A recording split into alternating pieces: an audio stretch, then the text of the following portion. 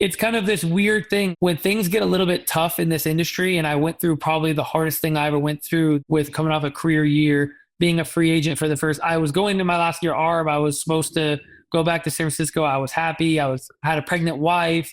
My wife's family was only an hour away. Like all the stars kind of aligned that I got traded there. I was going to have my second kid. It was just going to be, I live here in Arizona, spring training here. Like all the stars were aligning, right? Then I get non-tendered and I'm like, at first, great. I'm just coming off the best year of my career. Like who's not going to want my service? Ching, ching. I'm about to cash in, right? And it's a month before spring training, I'll have a job. And that's why when you asked me to do this, I felt like it was a perfect thing for me to do, not just because of my story and my journey of where I came from to where I gotten to, but what I went through this off season was, it was the first time where, and I know there's like a stigma around like mental health and stuff like that, but it was the first time I had like a mental breakdown. And I actually had to, you mentioned Sam, I had to seek someone that's been in my corner, someone close to me at a level I never thought that I would ever get to. Being a professional athlete, being someone that's pretty confident in his ability, goes with the flow a little bit. I just finally felt like things were so far out of my hand and out of my control that I lost control and I had a breakdown and I got help. And it's easy for me to talk to because I think more people need to talk about it. It's easy for people to talk about like our physical weaknesses that we have with a strength and conditioning coach or a running coach that I don't run fast enough. It's easy to talk about these physical attributes, but all of a sudden there's this huge stigma about talking about a professional athlete and not having the mental strength or mental capability or to handle certain things that happen in this game. And I hit my breaking point and I needed to seek help. And obviously it did help. It got me through it. It wasn't easy, but shortly after that, I got a job and things worked out and I ended up in a place where I was pretty happy, but I fought it for so long. I probably waited too long in some regards to actually seek the help that I needed. And you know that we've never to that point where I've actually had a breakdown, but we've had a lot of interactions in our time together too. And I learned early on that it's not a sign of weakness. It's just another notch to put on our tool belt. And I think that's the cool thing in sports. And like you mentioned, even in the military now, there are people in your position available for people. And it is important to understand that as much as we think of mental health as a weakness or something, our brain is a muscle. It does need the reps and the exercises. And sometimes you need to vent and sometimes you need tools in order to strengthen your mind. And I think that's where over our years of working together, we spent a lot of time and I was never afraid to ask for help. Yeah, absolutely. And so I'll tell a little bit of the story, at least how I experienced it, right? Because I arrived at the Blue Jays, my first job in professional baseball. I've watched it as a kid, but you can hear from my accent, I'm not from around here. And so I wasn't super familiar with the game, but I was familiar enough with working with pro athletes and doing this sort of work, right? Talking about mental strength and getting stronger and a lot of exercise on that front. So doing psychology, but not so much in the clinical sense where someone's had a breakdown. There are other people who do that for the teams. I'm more on the strengthening side. But even that still is problematic for some people to make the approach and to admit or open up and say, hey, what do you do? Like, can you help? I'm having this issue or that issue, or even some people aren't having issues and they just want to talk about their game, right?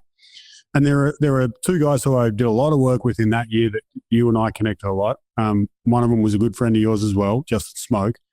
And both of you came to work with me a lot during spring, but I want to know how you got to the point where you're like, yeah, I'm going to do that, because you hadn't done that previously, right? Yeah, it wasn't something that was, available. It was always someone I keep referring to him as name, but Sam, who was more there for, like family off the field problems, but there was never someone there that you could just talk to about, hey, why am I feeling this way right now?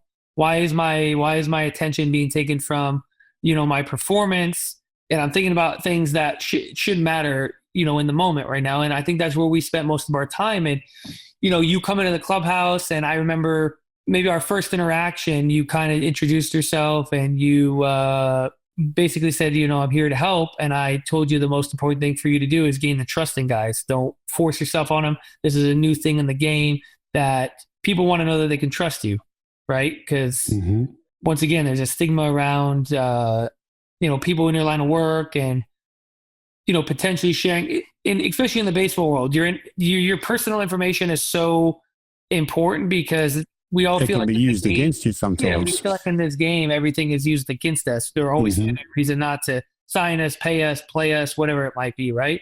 So, and I consider myself a pretty cerebral and smart guy. So I'm like, and I like the idea of something new and gimmicks and ideas and stuff like that. So you come in and I'm like, well, what do you got for me? Like, well, what are you going to help me with? Right. And it wasn't at that point, it's spring training. I don't have any issues. I'm back with it. I'm comfortable, right? Yeah, bats don't really matter, but it was more about sharpening my focus. It was about training my brain to do certain things. It was about challenging myself every single day, whether I was hitting up a tee or flips or in the cage or in BP, to focus on the things that I want to focus to, learn how to like visually get my eyes aligned, to basically clear the mechanism, how to come back to a spot on my bat, to bring myself back to being centered, how to get myself in the box and understand that when this foot gets in the box, I'm now present in the moment, right?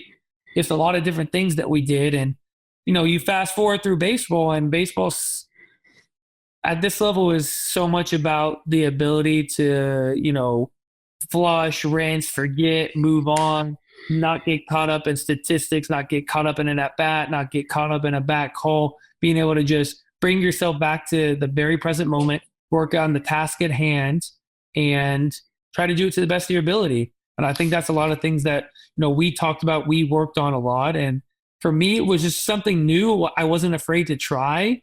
I'm confident in my own skin. I'm not afraid to admit when I'm wrong, or I'm not afraid to voice my opinion when I'm opinionated about something. So for me, seeking help never was something I was concerned about, because I'm confident in my ability. And I always saw it as another notch to put on my tool belt. If I'm not as physically talented as the next person next to me, how am I going to be able to compete? And I've been able to do it thus far by outworking and outcompeting and playing harder. And for a lack of better terms, when, shit's on the line, just lay your sack out there and just fucking get it done, That's Yeah. how I've made my career. Is like, there's been times in my career when I haven't had the mental, strength to like, I need to be here present in the moment and flush and forget. Like, I've used some of that negative stuff in my career, or like an over 17 where I'll just walk in the box, basically be like, fuck it, you got to get a hit. I don't care how you do it. Just get it done. And I've been able to will myself to stuff.